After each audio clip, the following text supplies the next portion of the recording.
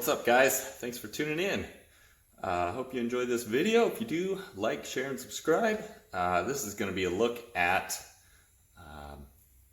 it's a trip to Texas in my Jeep, hauling a boat with a bunch of my stuff to my new house. And currently, if you don't know, I do live in the Pacific Northwest, Vancouver, Washington, Portland metro area. And this is actually trip number 2 of 3. We're going to rewind back and go to trip number 1 a little later on down the road. But this video is pretty good. Hope you enjoy it. Lots of stuff to see, and stay till the end. So here we are on the Columbia Gorge. That's Washington over there. We got Oregon here right in front of us. And it's quite a journey ahead. Driving my rebuilt Rubicon and taking it roughly 2,100 miles or so. This is trip number 2 of 3 that I'll be taking down to finalize my moving plans. I already took my 64 Plymouth on this same trip about 4 months ago, and surprisingly, driving all the way from Vancouver, Washington to Canyon Lake, Texas, it did not rain or snow one single time during, I believe it was the first week of March. And the Jeep is doing pretty good. Drives nice, pretty smooth. When I left, it was pretty rainy. It was raining pretty hard, and the tires, they do want to grab the ruts in the road a little bit, and also hydroplane maybe just a little, which kind of sucks. So been taking it slow. My navigation says 1 day 7 hours. I thinking it might be more like 2 days 7 hours at this rate. But one reason I'm going awfully slow and taking it easy is I've got a third of my life, hence taking 3 trips here. So trying to get all my stuff down to the new house I bought. And anyways, yeah, a third of my life is over there in the boat. And so the boat is definitely way overloaded. I got a huge air compressor in there. I got my barbecue in there. All kinds of random stuff, jacks and jack stands, spare tires, you name it. I even have some of my fiance's purses and just a very wide random array of things, just like in here. Got TVs and guitars.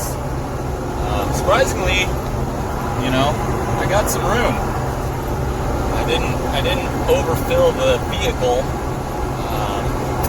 partly because a lot of things I'm probably going to be donating or getting rid of when I move, and just got to figure out exactly where everything's going to go in the new house and what I want to keep, what I don't. That's kind of hard to do last minute, because my sister just got married yesterday, and between work and that and trying to get this trip together and not leaving all my stuff that I want to take, like, sitting out in front of my house for a few days was, pretty much had to do it last minute. So I just went through a bunch of stuff, figured what I should take now and what I shouldn't, and what I wanted to keep, and just started loading. So here I am. I left about 1 o'clock. It's only 3 o'clock now.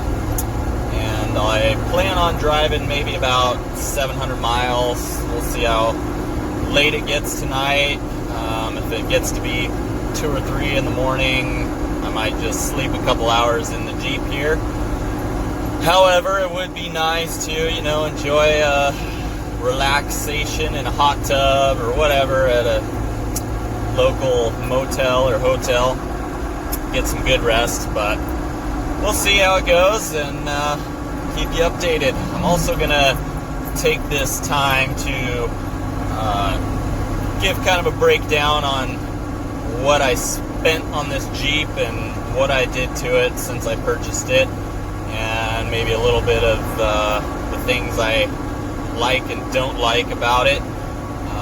After going from a 4Runner to a Jeep, and there's definitely some love-hate things going on. So starting, we'll just say I bought the Jeep. It's a 2011 Rubicon 6-speed, and I paid $5,100 for it. And as I got it, I'll try to put a little video here exactly what it looked like when I got it.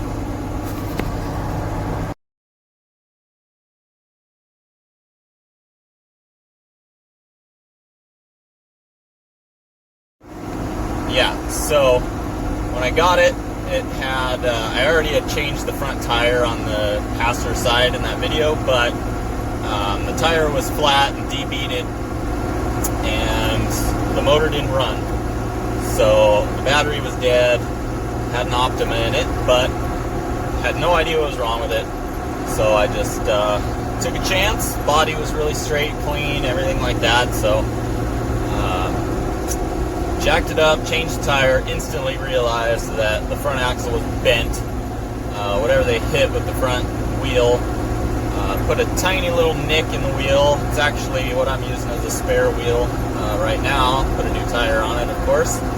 And the axle was bent back to the outside of the lower control arm bracket, about 1.5 inches maybe. And the lower control arm bracket was all wrinkled up, which was nice because I had one of these before that had some damage, and the lower control arm took all the force and shoved it into the frame. So that kind of screwed up all kinds of things, caused a lot more work and damage to properly repair it. So I was really glad that the lower bracket just kind of wrinkled up and didn't even, I'm still using the stock lower control arm that was on here. So that was cool. And the motor, I ended up cleaning the air charge sensor, charging up the battery, and the thing just fired right up. But it did have a little bit of a knock when it got warm. It was more like a tick, but it's definitely coming from the bottom end. So pulled it all apart, checked it out, and there was some pretty scored up bearings. So decided to rebuild the motor. So next we'll talk about what that cost. Just made another fuel stop. That was a good one.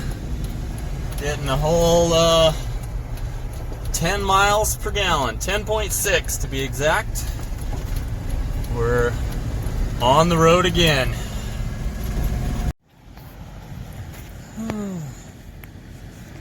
Well, it's 1 a.m. Made it to Snowville, Utah, and so far the Jeep's been good, but my tarp is kind of falling apart, and I'm gonna have to get some new straps or covers or something for that tomorrow.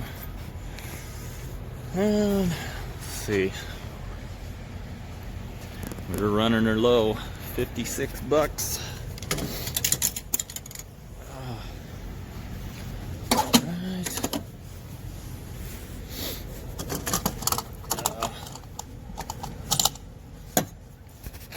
Let's see.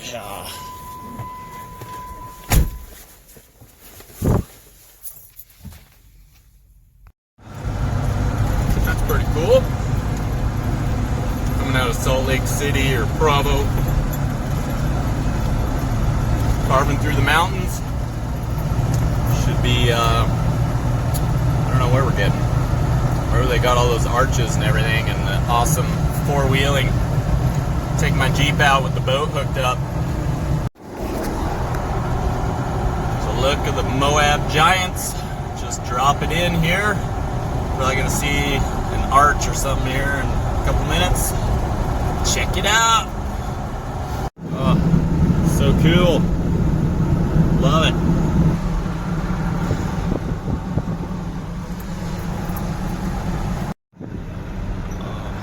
Look at that Jeep. So now we're actually in Moab, right downtown. And there are Jeeps everywhere. This place is world famous for all its off-road parks, and definitely gonna have to take a trip up here one day and play around. I've gone out to some other places in Utah before in a rental Jeep, because I figure for $300 a day you're most likely going to do a lot more damage to your vehicle than that, so totally worth it. Get the insurance. That's the hole in the rock, the 8th wonder of the world. And here's some other kooky stuff.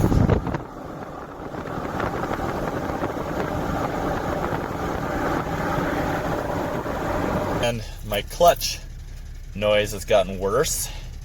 It's the throwout bearing. You can listen, I'll push on the clutch.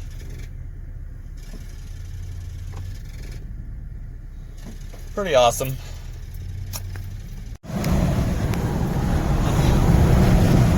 at that arch. There it is, boys. That's the real 8th wonder of the world. Sick. Well, good morning. Another beautiful day out here in New Mexico. Not much to look at the moment. Seeing lots of signs for Route 66, and one day I'd like to, take the Camaro and cruise some of the hot spots there. I have touched on a few in the past, just happened to be nearby where I was at or whatever, and there was not much to see. Did check out the Cadillac Ranch. That was very cool.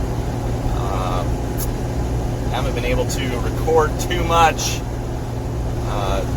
The best part of road trips like this for me is like seeing yards full of old rusty gold and cars, things like that, and being able to stop and pull over. But pulling this boat with this turd here is not that easy.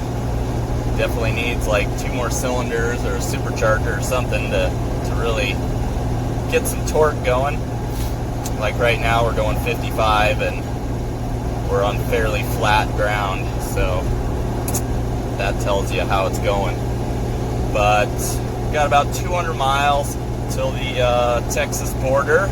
No, I did not make any wrong turns at Albuquerque. And I did just see a semi-truck that burst into flames, just the trailer. The truck was fine, disconnected. And yeah, lots of, old fields with cars in them and stuff like that, or fields with old cars, not old fields. They're all old fields, I guess. But saw one that had a bunch of like 71, 72 Javelins, Could be somebody's dream right there. Not mine. And yesterday saw a 68 Camaro with a really cool, like super radical 80s paint scheme on it, just sitting in front of an old shop garage with a bunch of other junk cars sitting around it. And I noted the location, so maybe next time I'll be able to stop by there. Just don't have the time right now, and pulling around into places and stuff with this trailer is annoying. So yeah, just trying to get there in one piece on this trip. But so far so good. So onto the motor. I bought a new crankshaft as opposed to getting the old one turned, because AutoZone, they offered the crankshaft with bearings for like $192, and that was to turn the crank would have been like $160 plus bearings. Probably would end up being a little bit more, honestly. So did that. Got one of the rods, surprisingly, even though the rod knock was very faint, only when it got warm, one of the rods was slightly stretched, and I damaged the bolt trying to get it out, because they use 11 millimeter head bolts on these rods, and I kept breaking stupid sockets for some reason. They were so tight, and one of them got rounded off. Ended up having to weld like 4 or 5 or 6 or 7 nuts on the thing until finally I was able to break it loose and get it off of there. So that rod was damaged. So what I did was actually went to the junkyard, found a minivan with a 3.8 in it that was an '08, so it had the same style engine, and tore the whole stupid thing apart right there at a pick and pull yard just to get the rod out of there and the piston, because I talked to the machine shop and he said, well, with those cracked rods that those have, it doesn't have like a fully machined mating surface on the rod, so you can't really resize them, which is really stupid. Kind of looks like cheap junk to me. I don't know. The machine shop guy said he thought it was a cool idea, but it just looks like junk to me. And so I ended up getting another rod and a piston, because he said, well, if you buy a new rod, you know, you're going to have a hard time trying to press the piston on and without breaking part of it, because, I don't know, the way the pistons are, they're just super weak. So he said my best bet would just be to get a used one. So I got a used one, took my rings off of my old one, and put them back on, because I only had 80,000 miles on the motor and everything looked really good in the cylinders, still had a nice cross hatch in them and everything. So just cleaned it up really well, swapped the rings over to the new piston and rod, put all that in. Bought a new oil pump that was $65. Well, it was a Melling rebuild kit for the oil pump. New water pump, that was like $35. Mopar. Get these good deals on eBay, you know. And then I got a OEM full gasket kit with head bolts. I think it was 140. And then I think I tore one of the spark plug wire boots off in the end when I was taking it apart, and I just cut it back and reclamped the end back on and saved myself some money there. Other than oil and a filter, don't think there was any issues. The gasket set I got was lacking the intake manifold gasket for some reason, but I reached out and the company I purchased it from, they just shipped one out to me right away, so that was cool. Yes, my throwout bearing is making a bunch of noise, but I believe it's due to a factory defect. You know, it's a Jeep thing.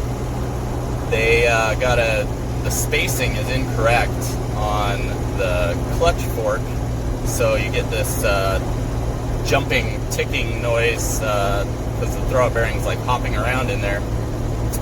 So I got another throwout bearing, different manufacturer, and I'm actually going to try to put a shim, like a washer, behind the ball for the throwout bearing, or the clutch fork, so it'll like just space it just a hair out. See if that'll do the trick, quiet it up, because that noise is awfully annoying. And the clutch was, I think, $80, and just a standard good old clutch. I think it was a Exedi, like just OEM equivalent.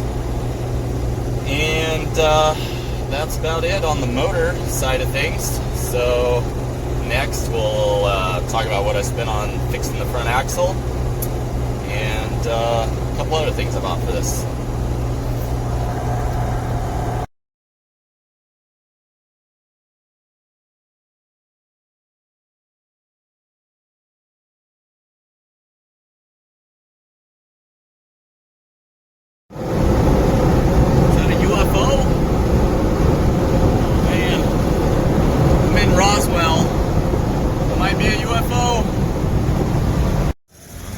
Leveled signs and old buildings like that. Gosh, so cool. Check out this field full of old cars. Looks like there's a cool delivery wagon and a Vega back there. Datsun, some other stuff. And we made it, boys and girls.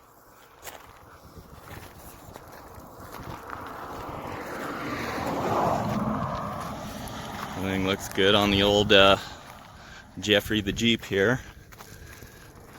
The boat cover has survived so far. Took some hits here. About to poke through there. Poked through there. I put gloves over the top of these chair railings. But the biggest problem I had with this was all these little loop eyes were wanting to rip out of there. So that's why I stopped by the good old Home Depot and got some 4-pack of straps, went over the top of everything, and seemed to do the trick. But yeah, got about another 400 miles, but we made it. It's awesome. Stoked. Keep going.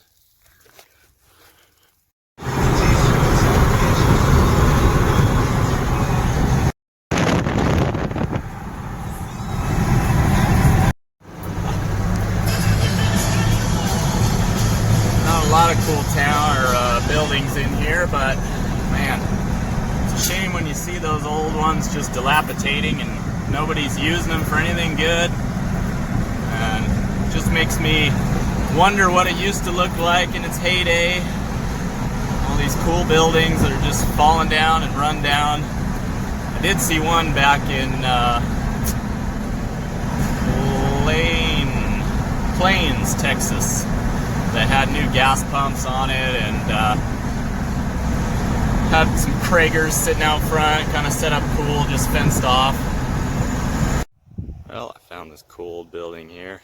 It's just about done for, and the sun is setting. Beautiful, like usual out here. So I guess we'll go over this front end real quick. I'm gonna probably get gas one more time before we make it to our station. And anyways, I did straighten the axle housing.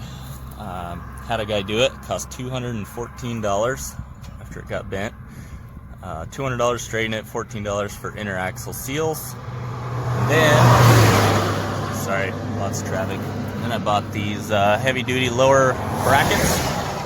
Those were $65, I believe, and then I think $79 for the axle truss kit I installed, just to make sure this thing wouldn't get bent again. Front bumper was on it. Grill, paid $60 for that, shipped. Just painted it at home. Did add these flares. Those were $189. The wheels with tires, I paid $1,200. And the rear bumper, I paid $200 for that. So, all being told, that is the whole story on this thing. And so far it's been pretty good. There's a couple things. Sorry, there's lots of traffic. I mean, nothing compared to Portland traffic, but a couple big rigs coming, and then I'll explain my issues I got with this thing. So one thing I don't like is that there's no dead pedal. So, you know, there's nowhere to put your foot. I mean, I'm super tall, and I can hardly even, from my chair, I can't even like reach the firewall. It's so far there. And it'd be nice to be able to put your foot down on something so you can, you know, scoot up on the seat or get comfortable or whatever. And on this long drive, that's been really bothersome, I'll tell you that. Two, I guess the shifters are really sloppy from the factory. This one has a tight B&M installed. I believe it's a B&M shifter. The e-brake, I've adjusted it a bunch of times.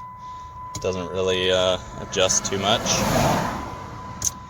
And it goes all the way up like every time. And so I might need a new cable or something.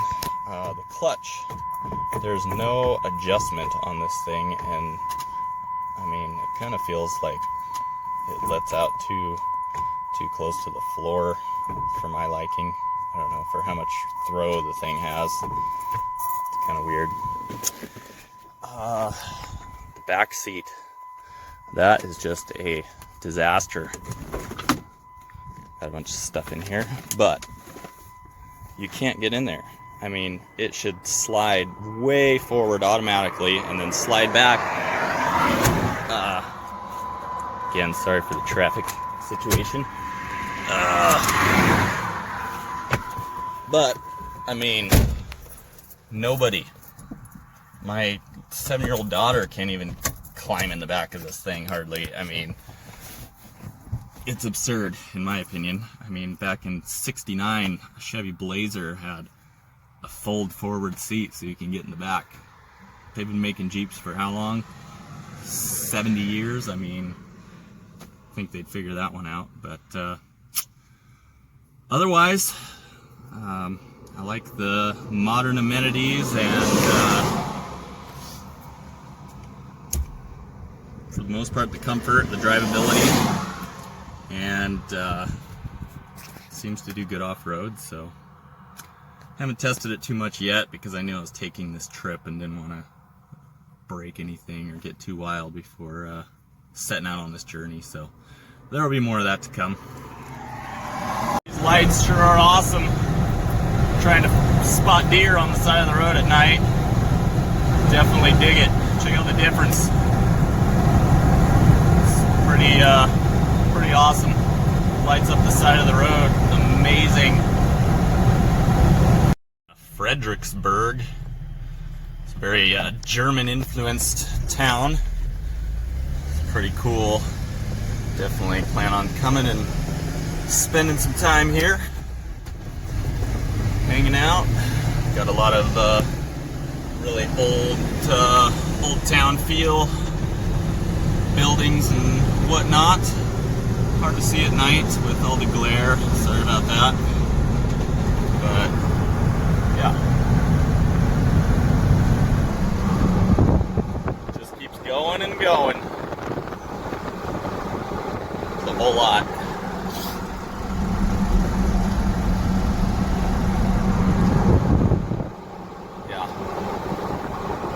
Cool. I like it. Definitely got to come hang out, get some dinner, maybe listen to some live music, all that good stuff.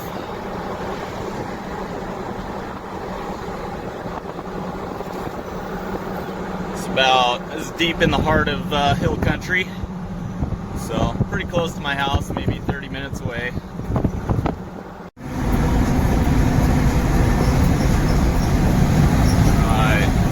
Real close, really close. I'm at 2,019 miles. So, let's see here. Where's my house? I think that's it right there.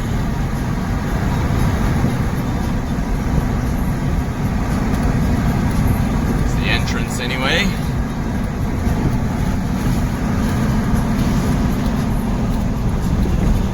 Drop a gear. Right. Clearwater Estates. Oh my gosh, what is this guy doing?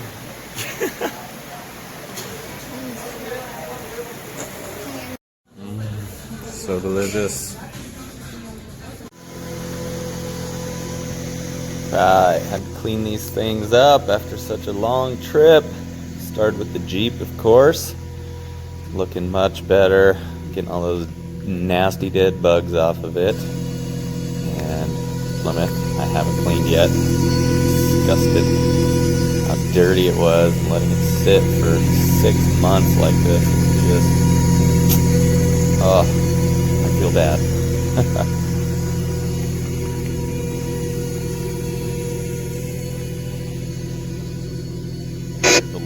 Here's a look around the property a little bit. I'll show you everything I'm doing or plan to be doing.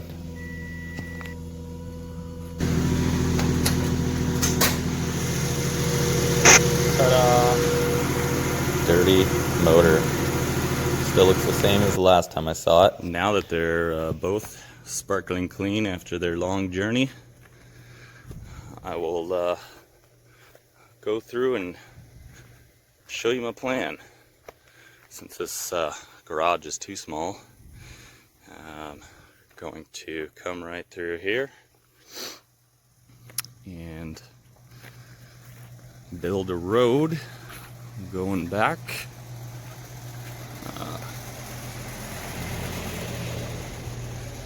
Definitely need the air conditioning out here, but this is our debris burn pile.